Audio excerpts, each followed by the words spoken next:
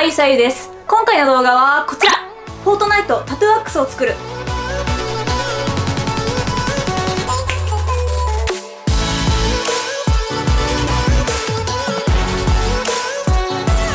改めまして、あゆさゆです。このチャンネルではコスプレイヤーの私、あゆさゆがいろんなものを作ったりするチャンネルです。更新頻度は高くないですが、いろいろ作りますので、ぜひチャンネル登録をよろしくお願いします。今回の動画はこちら、フォートナイトタトゥーワックスを作る。今回は久々の造形動画です。今回も造形用スポンジのサンペルカを中心に塩ビパイプなどを組み合わせて作っています。このスポンジがこれになります。それでは早速作っていきましょう。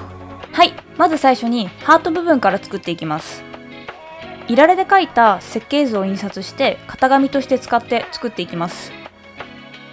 今回もいつもと同じサンペルカを使っていきたいと思います。1センチのサンペルカと5ミリのサンペルカで5センチになるように1センチを4枚、5ミリを2枚切り出していきます。重ねるときに必ず中心から対称になるように、そして後から通す塩ビパイプの直径分の厚みが真ん中に来るように考えて重ねていきます。対称にしておくと削るときに左右対称かどうか、歪みがないかが層を見ながら削れるので、適当に重ねずある程度考えて重ねていきます。塩ビがだいたい直径2センチ程度なので、真ん中2センチ分は中抜きをしておいて塩ビが通せるようにしておきます。塩ビに 1.5 ミリのコスプレボードを巻きつけていきます。食いつきが良くなるように軽くヤスリで傷をつけておきます。さっきはスカスカだったんですけど、少し直径が太ったのでぴったりになりました。ハート部分にガイドラインを引いて削っていきます。切れ味のいい新しいカッターの刃で少しずつ削っていきます。カッターの刃はストックもたくさんあるのでかなり頻繁に変えています。オイルを塗ると少し刃の寿命が伸びる気がします。少しずつバランスを見ながら削ってはいたものの左右差が出ちゃいました。なので 5mm のサンペルカを削りすぎちゃった方に貼って肉付けしていきます。ヒートガンで温めて柔らかくしながらぴったり貼り付けていきます。元々の層のガイドラインを引いてまた削っていきます。この後もう片方にも肉付けして両方とも最初の予定より若干ふっくらさせました。あと厚みももっとあった方が可愛いので 5mm ずつ前後に足してまた少しずつ削り出していきました。7、8割くらいまでカッターで削った後100番のヤスリでヤスって整えていきます。一部カッターでもまた調整してヤスリをかけて、毛羽立った表面をヒートガンで温めて毛羽立ちを溶かして硬くなった表面をまたヤスってとひたすら繰り返してハートを削り出していきます。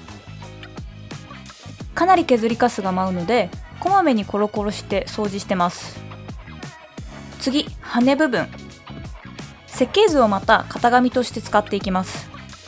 羽は3層構造でこういう風に重ねた構造で造形していきます。まず羽の下部分削り出ししていきます。ここもハートの時と変わらずカッターで少しずつ削り出していきます。ハートの時と違うのは筋彫りや浮き彫りを使ってレリーフっぽく彫っていきます。削るより彫るって感じですね。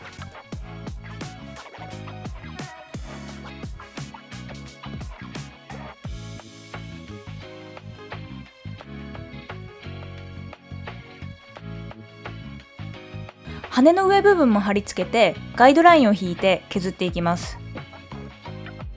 削っていくとガイドラインが消えてしまうので、その都度書き足してある程度形になるまでガイドが完全に消えないようにします。ここも7、8割型形ができたらヤスリやリューターで形と表面を整えていきます。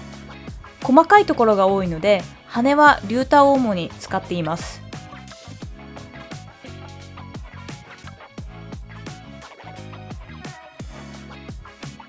ヒートガンで表面を炙って溶かしてハートと同じように表面を整えていきます。この作業を繰り返し両面 ×2 枚で4面作っていきます。次、矢尻部分。この部分も設計図をもとに削り出しをしようかなと思ったんですが、削り出すのにもちょっと疲れたので型紙を作って組んでいくことにしました。5mm のサンペルカを斜め切りしたものを組み立てていきます。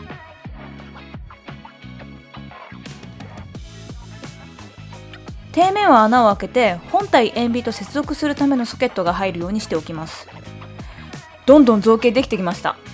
今回割とさっさか進められました。持ち手部分の木目のテクスチャーをつけていきます。カッターで傷をつけて、その部分をヒートガンで炙ることによって傷が開いて木目調になります。羽部分は設計図そのまま型紙にして 5mm のサンペルカに溝彫りをして羽っぽくしています。本体一部剥がして羽を持ち手本体に接着します。リボン部分は紙を使って大体の長さを測ります。大体120センチだったのでサンペルカを接着して120センチにしています。こんな感じで造形部分終わったので色付けに入っていきます。今回ハート部分はツヤツヤにしたかったのでエナメル合皮を貼ることにしました。今回も藤掛さんのガンメタ 2way を使っています。エナメル生地に G ボンドを2度塗りしてハートの本体にも薄めた G ボンドを2度塗りします。まずは片面だけボンドを塗って片面ずつ分割して貼り付けていきます。ハート本体とエナメル生地のボンドを両方とも完全に乾かしてエナメル生地は一回りか二回り大きく切ってハートの中心とエナメルの中心を合わせてシワや気泡が入らないように少しずつ圧着していきます。完全に乾いた G ボンド同士は軽く貼り合わせたくらいなら何度か貼り直しができるので貼り直ししながら少しずつエナメルを引っ張ったりして外に向かってシワや気泡を逃がすように貼っていきます。デミのロボットアームを作った時に合皮貼りの作業が結構見てて気持ちがいいと評判が良かったので今回倍速でお送りします。一部ドライヤーで温めてエナメルを柔らかくして扱いやすくして貼り付けています。ドライヤーで温めると割とよく伸びるので表面が割れないように注意しながら伸ばしつつ貼っていきます。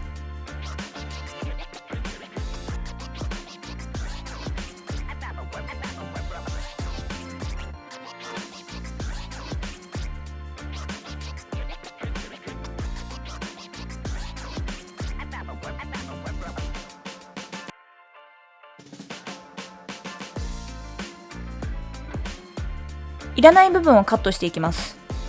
ハサミだと綺麗にカットできないためカッターの刃を当てて切っていきます。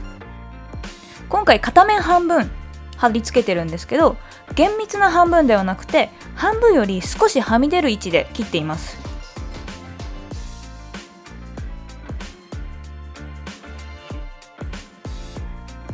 もう片面も貼り付けていきます。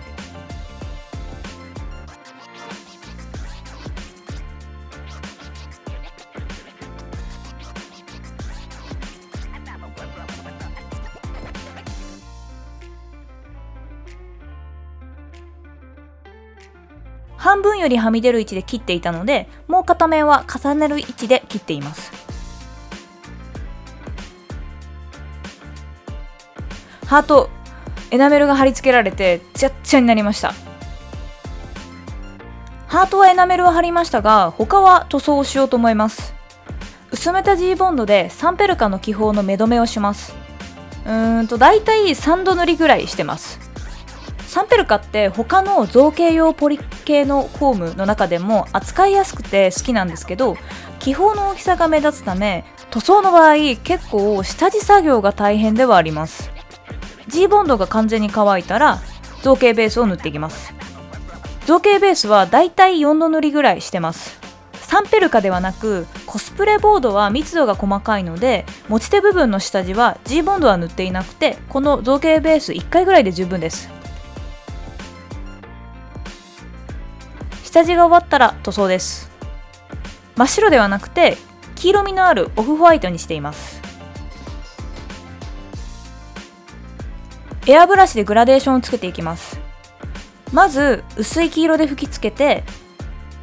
その上からペールピンクを吹き付けます。持ち手の木の部分はまずベースカラーを塗って乾かした後茶茶色を傷にすり込むように塗りつけ、完全に乾く前に拭き切って傷の中だけに絵の具を残します。これで木目部分に影色が入ってより木目調になります。矢尻など銀色の部分はベースに黒を塗って、その上から銀色を重ねます。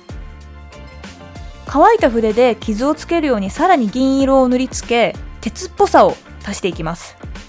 先端も尖っていて結構硬そうなんですけど、サンペルカで作ってるので柔らかくはなっています。それでも扱いには注意ですが、そこそこ安全にはなっています。矢の羽部分もリキテックスを4度塗りし、その後エアブラシでニュアンスをつけていきます。リボン部分、よく見ると唐草模様というか飾り模様が入っているんですよね。書くか迷いましたが、書くことにしました。見本になる模様を紙に書いて、それを参考に書き込んでいきます。120センチ分入れました。これはね、普通に楽しかった。塗装が終わったらトップコートです。羽以外はツヤ仕上げにして、羽部分はツヤ調整剤を混ぜてマットな仕上がりにしています。すべてのパーツを組み立てていきます。まずハートを持ち手の塩ビのパイプに通したんですけど、エナメルをハートに貼ったのと、持ち手に塗装とトップコートをしたことによって抵抗が生まれてしまって、穴に通すのがギリッギリのギッチギチでした。なので木目のために入れていた傷の部分から中に通す時に剥がれちゃって、最後の最後に少し失敗しましたけど、無理くりではあるんですけど、無事に持ち手にハートは通せました。本当にね、ここだけ残念。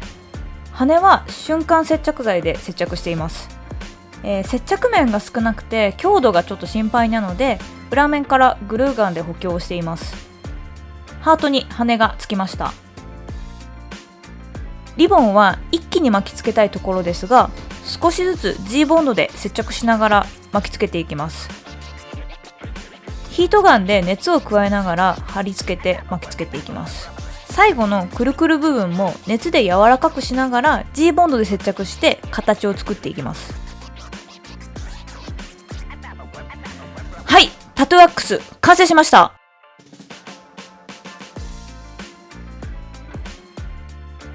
はい、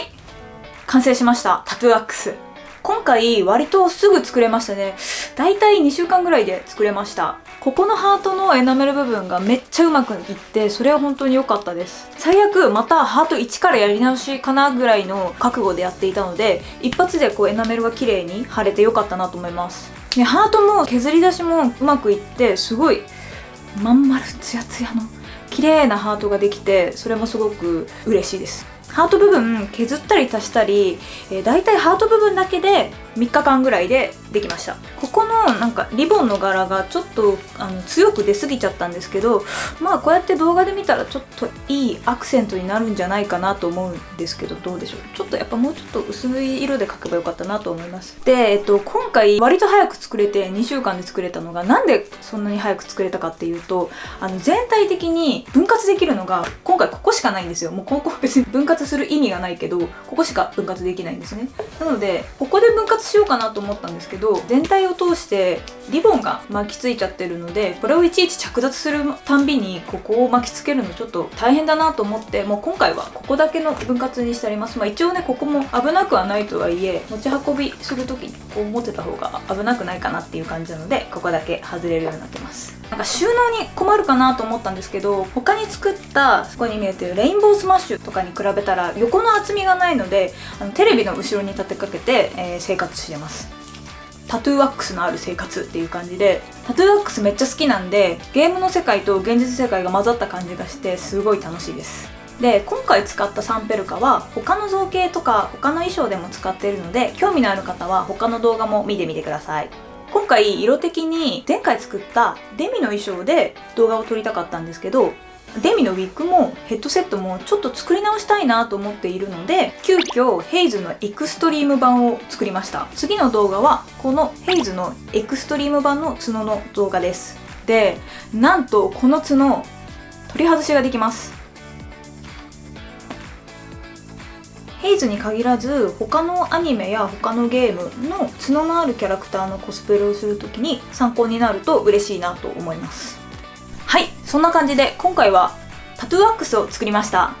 チャンネル登録、高評価よかったらよろしくお願いします。それでは次回の動画でお会いしましょう。じゃあね。